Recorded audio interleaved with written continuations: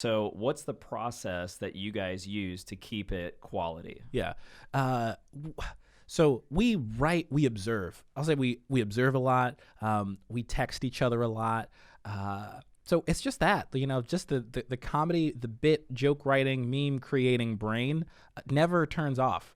So if I'm at a church, if I'm visiting a church out of town with my family or something, I can't stop thinking that my father-in-law, shout out to Mark Todd, he worked in ministry for a long time, but he also worked as like a firefighter and a magician and sold insurance, and then also got his doctorate in theology. So hearing stories about him in ministry in churches that he's worked for in the Midwest and in South Carolina as well, all that stuff is just really like, wow. And then tell me about this character. And my father-in-law actually gave me an idea for a character where he said he had a pastor who he worked at a church, and the pastor went on like a 15-minute tangent about but God, and don't ignore the buts. And I remember he was telling me about that. He told me that story, multiple times in the course of like 2 years after, I was dating Grace, my wife, his daughter. And finally I was like, hey, I think, can I make a video out of that? And he was like, yeah. And it's done really well. And people, I think are crazy, but people are like, man, you talking about but God, man, I've seen that before. That's awesome. So it's finding that, I can call it like the string of relatability on like a fabric, on like a shirt, and then you pull it, and all of a sudden like everything starts to like unravel, and you're like, oh, there it is, But a lot of times, with all the content that we put out, we're just tugging different strings, and then sometimes we completely destroy the shirt, which in this analogy is what we want. Yeah. I don't know why, but yeah. And you called it the other night the game. Yeah, the game. Like you guys have this thing called the game. Yeah. And that was the first time I'd ever heard that. I've never done improv classes.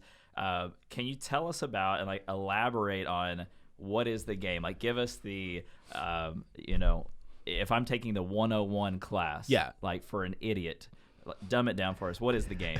So the game, that is an improv term. I took improv in Greenville, South Carolina, with a company called Alchemy Improv, and I learned so much from there. But the game is essentially like what the scene is about. So improv, if you watch, if you've been to a local improv show in your town, if you haven't, I strongly recommend going. But the game is the scene, right? You see it even in movies. We're talking about Adam Sandler movies. So the scene is a guy and a girl who used to date 30 years ago at dinner, right? So you have the setting, right? Applebee's or whatever. And then you have the relationship, which is, they're old exes. So then the game is like, okay, what needs to happen? What needs to happen in the scene?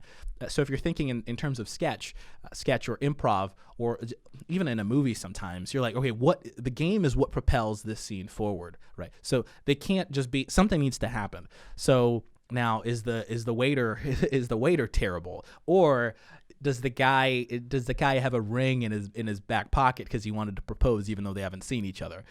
So then that is what, once you kind of give that, you let the audience in on that. So then you kind of take that whole thing forward. So then you're like, okay, now is he going to propose? Something needs to happen at the end of the scene, and that's what makes for a great sketch. And I've always heard people say, anybody can start a sketch, but it's really hard to end one. So yeah, you only have in that time, you've got to find the game, and then you've got to elevate it. And so a good sketch is elevated, right? So it goes from, Key and Peele, all these other sketch shows, they do it really well. So it starts off with something, elementary, like, hey, you and I are doing a podcast. And then I just start getting quieter, and you're like, hey, can you just speak? And then finally I'm just muted completely, and then maybe I just start shrinking, so then all of a sudden, the game there is that you are interviewing somebody who essentially just starts disappearing, and you start doing a podcast, or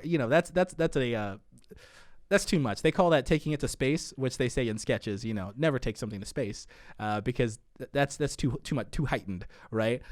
Is when you find the game, you go, okay, the next level. So we wrote a song called, PD and I wrote a song called The Worship Song.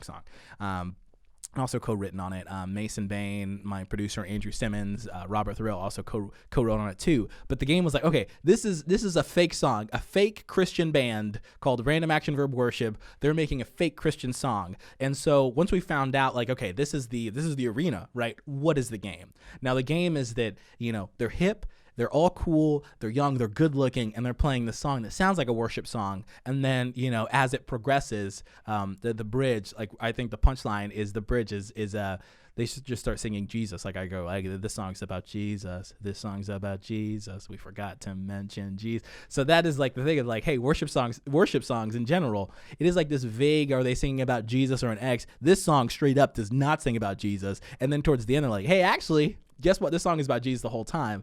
And so that is like, you know, that is like the game, I would say, in comedy. And when done well, man, it is like, man, it's like somebody jumping off a building and just taking off, right? When done poorly, you're watching somebody just like fall flat. But when done well, you're watching, you're like, what? How did that? And then the character, and then the waiter, and then the thing, and then the guy's boss, and then the guy in the you know, mowing the lawn in the background like tripped and fell. That's all part of the game. Like this universe that they're setting up is like, hey, like, you know, that's the game. Hey, y'all, we hope you loved this conversation. Here at Young Married Christian, we are on a mission to see a gospel-centered home made available for every single child in the foster care system. There are 400,000 kids in the foster care system, and there are 400,000 churches in America. Wow. That is crazy. This is absolutely a solvable problem, and we want to be a part of it. If you want to join us in that mission, text the word freedom to 833-370-1610. 833-370-1610. 833-370-1610. I just did it. And another thing you can do that is really helpful is to smash the like button on this video. Smash it like Satan's face. Crush it like it's Lucifer's head. It really helps us a ton, so smash that like button, subscribe to this channel. That's it. Smash the like button on this video.